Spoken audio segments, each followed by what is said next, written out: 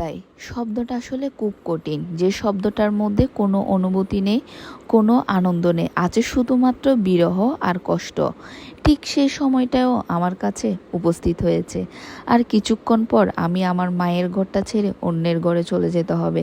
কিন্তু এ ঘরে কত আনন্দ, কত দুঃখ, কত আড্ডা, সব কিছুই কেন জানি না এক মুহূর্তের জন্য শেষ হয়ে যাচ্ছে।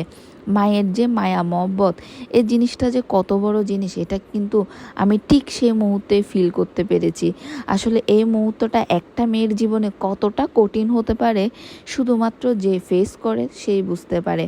আমি সকলের সাথে এমনভাবে মিশেছি, এমনভাবে আনন্দ করেছি, যার জন্য সবাই অনেক দূর দূরান্ত থেকে আমাকে একটিবার দেখার জন্য হলো চলে এসেছে। আসলে সবাইকে অনেক অনেক অনেক বেশি মিস করি। আর মায়ের ঋণ কিন্তু কখনোই শোধ করা যায় না। আমি হাজার চেষ্টা করলেও আমার মায়ের ঋণ আমি কখনোই শোধ করতে পারবো না। এটাই হচ্ছে আসল বাস্তব এবং সত্য কথা।